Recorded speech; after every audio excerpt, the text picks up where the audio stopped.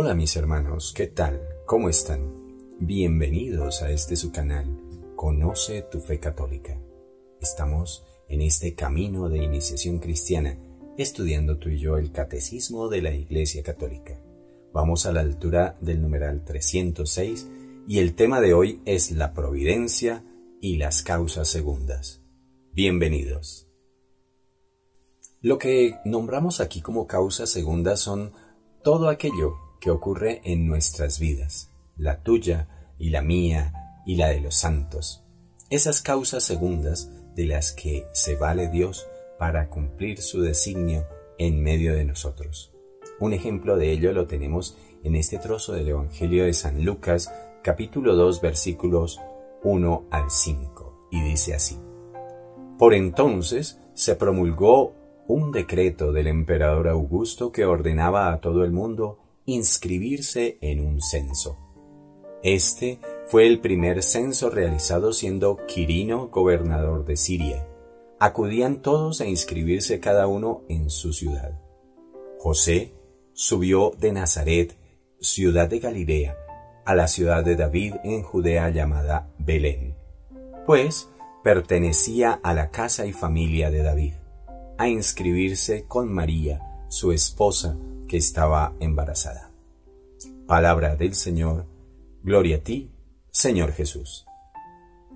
Démonos cuenta aquí cómo esas causas segundas, ¿qué tenía que ver un censo con el nacimiento del Salvador? Y sin embargo, esa era la determinación que Dios había tomado. Y se valió de un censo de un emperador que nada tenía que ver con nuestra religión. Y esa causa lleva a que se cumpla la profecía del profeta que dice: Oh Belén de Efrata, no eres la más pequeña entre las ciudades de Judea, porque de ti saldrá un jefe, el pastor de mi pueblo Israel. Y es así entonces como se cumple que el Mesías nace en Belén de Judá. En un mundo tan convulso como el que tenemos hoy en día, muchos se preguntan: ¿y Dios dónde está? Pues Dios no está durmiendo, aunque pareciera que así es.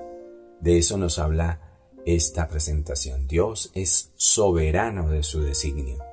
Dios lleva a cabo su plan de salvación y para ello se sirve del concurso de sus criaturas.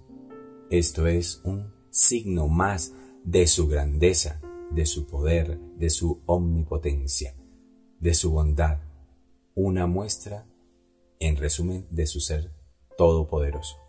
Por encima de nuestros propios caprichos, Dios actúa y se vale aún de nuestros propios pecados para guiarnos por los caminos de la salvación por los cuales Él nos conduce de nuevo a sus manos.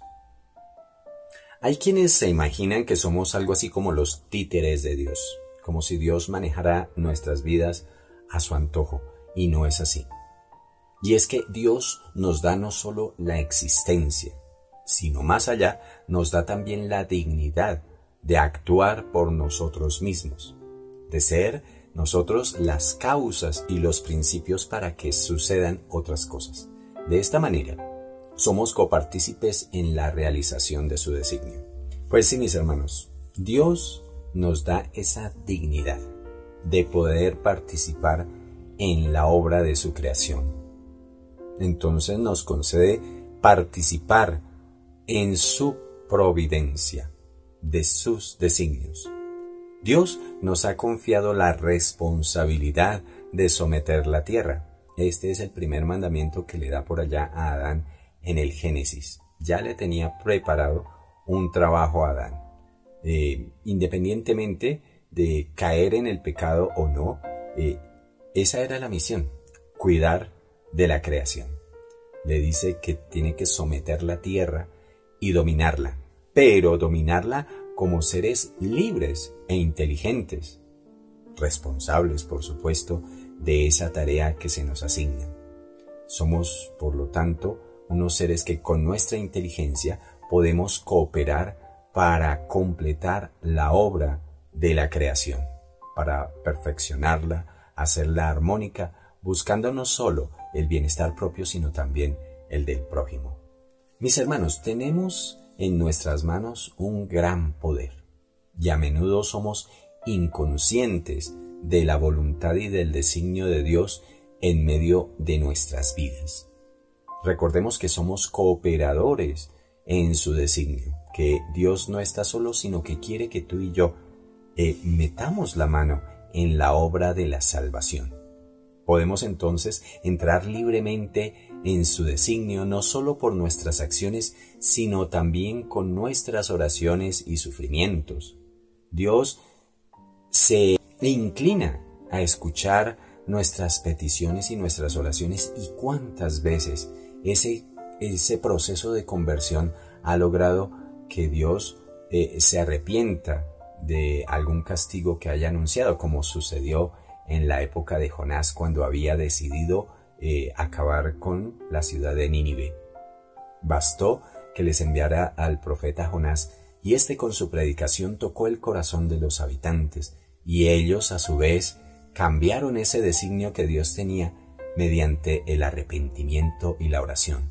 Pues nosotros también, mis hermanos, con nuestras oraciones, con nuestros sufrimientos, podemos llegar a colaborar en la construcción del reino de los cielos tal cual Él lo ha diseñado para nosotros. Entonces seamos instrumentos dóciles en las manos de Dios. Esto es lo que nos enseña el Catecismo de la Iglesia Católica en el numeral 307. Como un padre amoroso está pendiente de las obras de sus hijos, así como ustedes, mis hermanos, muchos de ustedes son padres de familia y están pendientes de las tareas de sus niños en el colegio. De la misma manera, Dios actúa en las obras de sus criaturas. Esta es una verdad inseparable de la fe en Dios como creador, como causa primera que opera en y por las causas segundas. Dios es quien obra en vosotros el querer y el obrar, nos recuerda San Pablo en su carta a los Filipenses 2:13. Es decir, Dios pone en nosotros todas las herramientas, nos da todas las posibilidades, pero encima pone en nosotros las ganas de querer cooperar. Si nosotros no queremos por una voluntad obcecada, pues ya hace parte de nuestra responsabilidad. Es terrible no querer cooperar en la obra del Padre Celestial. Acordémonos de esa parábola en la que Jesús plantea que había un padre que tenía 2 hijos y a ambos les solicitó que fueran a trabajar a la viña. Uno dijo sí, voy, pero no fue. El otro dijo no voy, después se arrepintió y fue. Ojalá seamos como estos segundos que, aunque aún no estemos muy convencidos de trabajar y cooperar en la obra de Dios, nos dejemos tocar por el Espíritu Santo y concurramos, vayamos con alegría a la obra del Padre Celestial, que es la construcción del reino de los cielos y de un mundo mejor. Les decía que no somos marionetas en sus manos. Por lo tanto, cooperar con la obra de Dios es una realidad que no nos disminuye, al contrario, nos hace más dignos de nuestra realidad de hijos de Dios. Muy por el contrario, pues entonces resulta que esa dignidad se ve como resaltada, como realzada, y estas criaturas que somos nosotros, que hemos sido sacados de la nada por el poder y la bondad y la sabiduría de nuestro Dios, debemos reconocer que nada somos, nada podemos separados de Dios, no podremos alcanzar nuestro fin último, que es la felicidad junto a Él. Debemos acercarnos a nuestro Dios y ser, como les dije, instrumentos dóciles en sus manos, instrumentos de su amor que simplemente trabajan con amor en su reino, en su viña, para que ésta produzca, florezca, y pues los primeros beneficiados vamos a ser nosotros mismos si lo hacemos con dedicación y con amor. A ratos nos desanimamos y es muy comprensible, mis hermanos. Este mundo parece puesto al revés. Así que vamos a adelantar aquí algo del próximo tema. Y para ello les voy a poner en contexto de esta historia.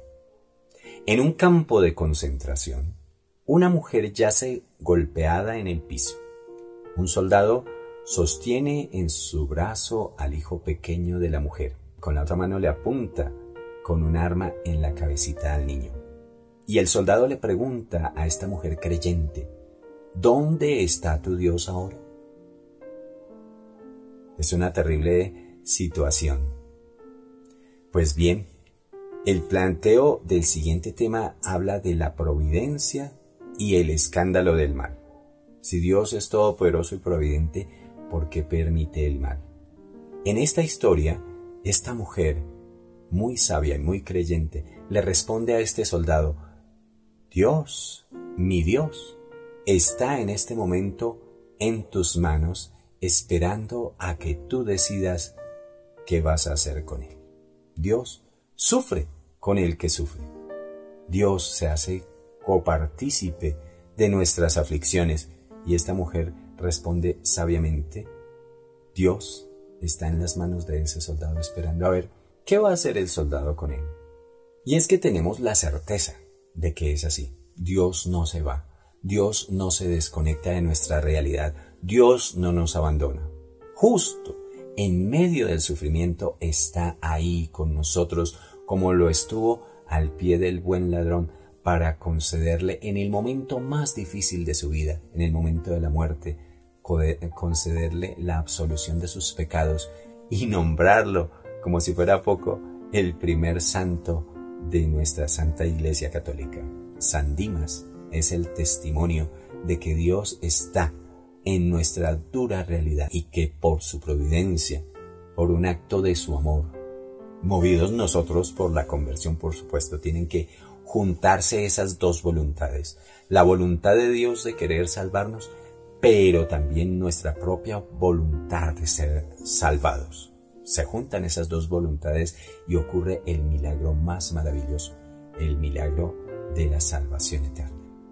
Mis hermanos, gracias por vernos. No te pierdas el próximo capítulo en el que vamos a hablar de cómo se relaciona la divina providencia y la existencia del mal. Aparentemente son dos cosas incompatibles entre ellas mismas, pero vemos cómo Dios, de en medio de las dificultades, saca las grandes victorias de nuestra historia. No te lo pierdas entonces, mis hermanos. Comparte este video con todos aquellos que sabes que lo necesitan, que necesitan una voz de aliento, que necesitan conocer el catecismo de la Iglesia Católica y junto con él la doctrina de nuestra Santa Iglesia, que eventualmente nos llevará a nuestra salvación eterna. Será entonces hasta una próxima ocasión, si así Dios lo quiere.